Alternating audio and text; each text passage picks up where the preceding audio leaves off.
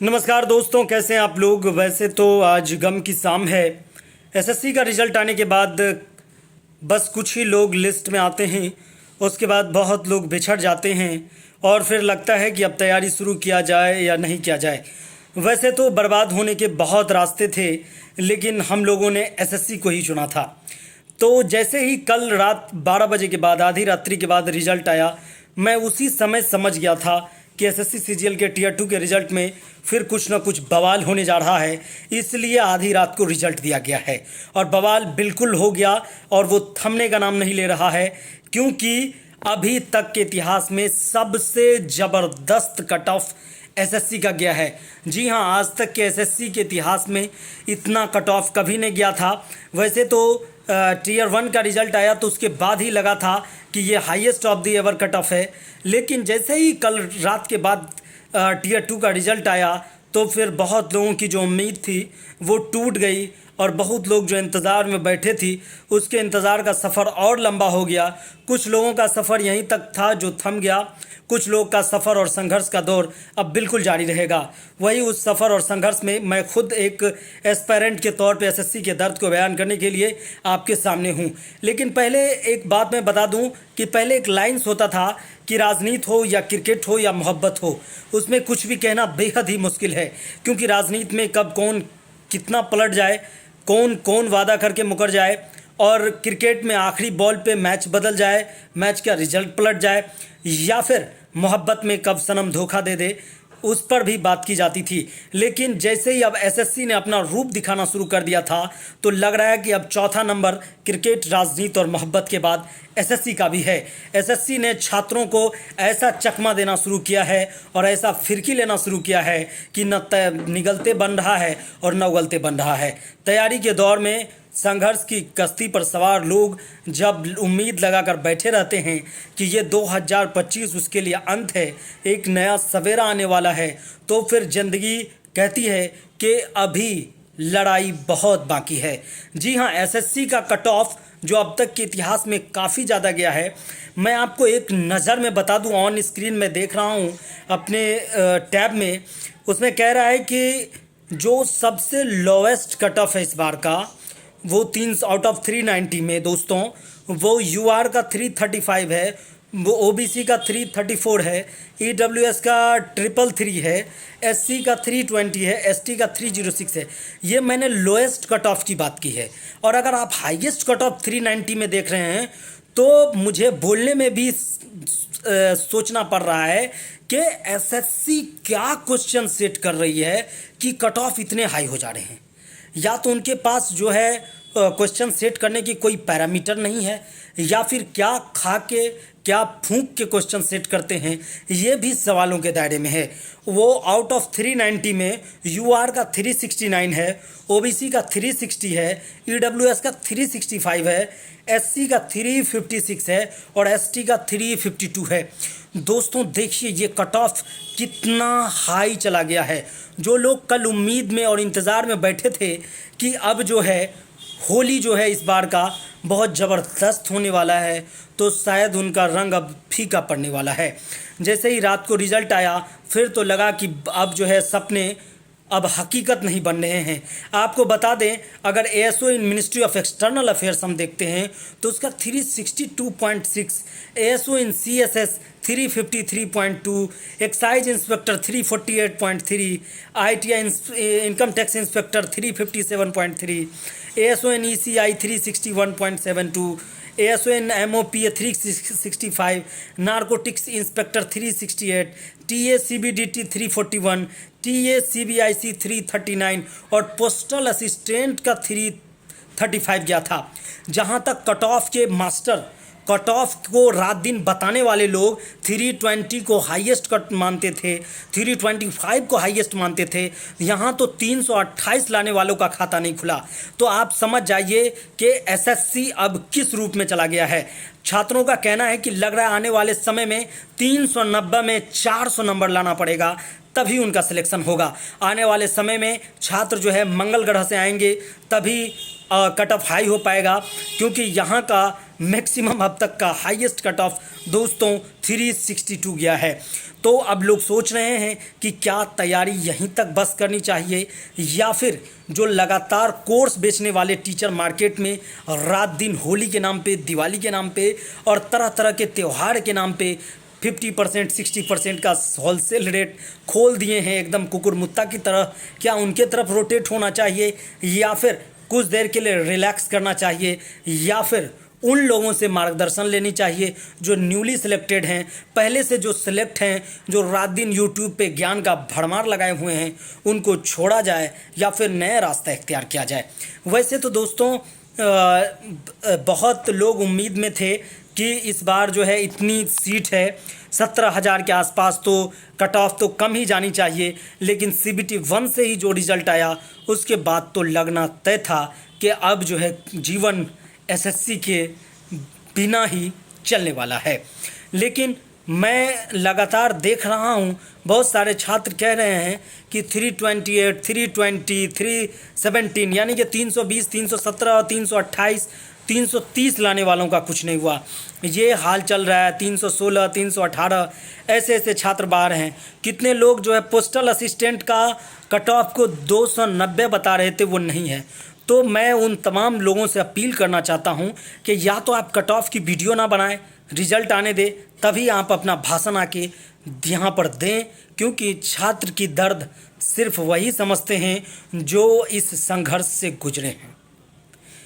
और दोस्तों मुझे एक शेर याद आता है कि SSC की नैया को पार करने की जिद न करो, बहुत लंबी रेस है, इसमें उतरने की जिद न करो, तुम ढूंढते रह जाओगे हर साल के कट ऑफ, हर साल कट ऑफ बढ़ते जाएंगे, इसमें आने की जिद न करो। तो जिद वही होती है जो थमने का नाम नहीं ले रहा है। लेकिन कट ऑफ इतना जा रहा है, क्या नॉर्मलाइजेशन फैक्टर SSC का कितना है या SSC का नॉर्मलाइजेशन क्या है, 19 जनवरी वाला का कितना नंबर बढ़ा, 18 जनवरी वाला का क्या हुआ, इस पर भी सवाल बहुत ज़रूरी है। SSC को प्रेस कॉन्फ्रेंस करनी चाहिए और बतानी चाहिए कि आखिर उनके क्वेश्चन के पैरामीटर किस तरह से डिसाइड होते हैं, क्वेश्चन किस तरह से सेट होते हैं और उसके नॉर्मलाइजेशन में area surface integral, volume integral, line integral या कौन सा रेगुलेशन फैक्टर वो यूज करते हैं कि जिससे नॉर्मलाइजेशन किसी को 4 नंबर का मिलता है, तो किसी को 15 नंबर का, तो किसी को 10 नंबर का, तो किसी को 8 नंबर का। तो दोस्तों इस बार भी CGL का सफ़र जो था वो यहीं तक था। अब जो है फिर लोग उम्मीद देते हैं कि क्या हार में क्या जीत में, किंचित नहीं भयभीत में, वीर हैं वो रन से भागते नहीं, अपने को बलवान दिखाना है, संघर्ष से घबराना नहीं है, पथ पे अडिग रहना है, अटल रहना है, सूर्य की तरह चमकना है तो सूर्य की तरह जलना सीखो। ये सब सिर्फ बोलने में अच्छा लगता है। मैं आपको बता देना चाहता हूँ 330 नंबर लाए हुए लड़के ये सब आपके लाइंस को सुनना पसंद नहीं करेंगे, क्योंकि उन्होंने भी रात दिन एक किया था, घर नहीं गया था और उम्मीद बांधकर हर अपने स्टडी टेबल पे रात को जाग जाग कर लंबा सफ़र तय किया था। एक एक मैराथन वीडियो को बिना नॉन स्किप किए देखा था उन्होंने और उसके बाद घर वालों को कहा था कि ये आखिरी उम्मीद है, इस बार हो जाएगा। तो क्या वो अपने घर पे क्या जवाब देंगे? क्या वो टीचर इस दर्द को समझेंगे जो कोर्स बेचने के लिए उतावले रहते हैं और एस्पिरेंट के दर्द को बिल्कुल नहीं समझते हैं? चाहे मैं बता दूं आप लोगों को, क्यों आने वाले समय में SSC CGL में 390 में 400 कटअप जाएगा दोस्तों, क्योंकि आप जानते हैं कि कुछ लोगों को जो है कटअप बताने का, प्रिडिक्शन बताने का SSC की दुनिया में बहुत बवाल मचाए रहते हैं वो लोग। तो मैं उनसे भी कहना चाहता हूं कि प्लीज़ इस समय में एस्पिरेंट के दर्द को समझे, अपनी भाषणबाजी को दूर रखें। और दूसरी बात, मैं एक लास्ट लाइन कहता हूं आप लोगों से कि जब सफ़र यहाँ तक आपने तय कर लिया है तो आपको बिल्कुल नहीं छोड़ना है, क्योंकि अगर हम यहाँ तक की लड़ाई लड़ने के बाद छोड़ देते हैं तो फिर जीवन में दूसरे मौके नहीं हैं। क्योंकि SSC CGL की तैयारी करने वाले प्लान भी तैयार करके नहीं रखते हैं। लोग तो अब ये भी ताना देने लगे हैं कि आप जो है बीएड कर लो, डीएलएड कर लो, या फिर ग्रुप डी का फॉर्म जो भरे हो उसकी तैयारी करो, या एनटीपीसी की तैयारी करो। अब कहने के लिए, प्रिडिक्शन बताने के लिए, आगे के अनुमान बताने के लिए तरह तरह के लोग आएंगे, तरह तरह के ज्ञान देंगे, लेकिन जो एस्पिरेंट के दिल पे गुजरता है वो वही जानेंगे। तो तत्काल मैं खुद इससे बहुत परेशान हूँ कि क्या एसएससी सीजीएल 2025-26 में जो अटेम्प्ट देने हैं वो दें या नहीं दें, या फिर यहीं तक था सफ़र अपना और अब है लौट कर जाना। ये तो सवाल खुद से किए जाएंगे, लेकिन अब सवाल एसएससी एस्पिरेंट के मन में घूम रहा होगा कि क्या तैयारी मैंने फुल इतना ही किया था, या फिर फॉल्ट एसएससी में है। तो मैं एक ही लाइन कहना चाहता हूँ कि आज नहीं तो कल सच्चाई उजागर हो के रहेगा, क्योंकि कुछ चीज़ छुपता नहीं है। हज़ार कोशिश की जाए उसे छुपाने की, वो एक टाइम बाद लोगों की नज़र में ज़रूर आ जाता है। मुझे बोलने में नहीं बन रहा है। मैं काफ़ी दिन एसएससी के फेज में संघर्ष किया हूँ, और आज मैं कैमरा पे आके बताने में मैं कह रहा हूँ कि मुझे काफ़ी आत्मग्लानि महसूस हो रही है। और मेरा जो पर्सनल जो मेरा लगाव है उन लोगों के साथ है जो अभी उम्मीद बांध के हैं। वो कह रहे हैं कि अब छोड़ देनी चाहिए। मैं उनको बस यही कहना चाहूँगा कि एक बार लास्ट आप कोशिश कीजिए, क्योंकि जीवन का संघर्ष जो है वो बहुत लंबा होता है। कुछ लोगों को तुरंत में मंजिल मिल जाती है, कुछ को तमाम उम्र संघर्ष करना पड़ता है। तो शायद हम लोग जो बाहर हुए हैं, हमारे ज़िंदगी में यही है कि अब हमें तमाम उम्र ही संघर्ष करना पड़ेगा। तो दोस्तों, एसएससी की दर्द को भुलाने के लिए आप जो है कुछ दिन के लिए रिलैक्स लें, अच्छे से अपने फैमिली से बात करें, मिले जुले। जो पुराने दोस्त यार इस भीड़ में, इस सफ़र में छूट गए हैं, उनसे थोड़ा सा कनेक्ट हुए, दिल को रिलैक्स दें। और एक सवाल एसएससी से, आयोग से होनी ही चाहिए कि आखिर आयोग के क्वेश्चन सेट करने के क्या पैमाने हैं, कट ऑफ और नॉर्मलाइजेशन के क्या तरीके हैं, या फिर आधी रात को रिजल्ट देने के क्या मकसद हैं, या फिर इतने सीट होने के बाद भी कट ऑफ इतना हाई क्यों जा रहा है। लोग कह रहे हैं कि 500 का कोर्स जो है बेचने वाले के कारण ये कट ऑफ हाई हो गया, अब सब लोग पढ़ने वाले हो गए हैं, सब लोग ये करने वाले हो गए हैं, सब लोग वो करने वाले हो गए हैं। तो सबका अपना अपना राय है, किसी के राय पे मैं कुछ बोल नहीं सकता हूँ, लेकिन इतना फिक्स है कि अब एसएससी का संघर्ष बहुत बड़ा होने वाला है। अब एसएससी कुछ आम बात नहीं रहा। अब इसके लिए वैसे तो कितने लोग अपनी आधी ज़िंदगी गंवा चुके हैं, दे चुके हैं, अपनी जवानी की उम्र को एसएससी की तैयारी में दांव पे लगा चुके हैं।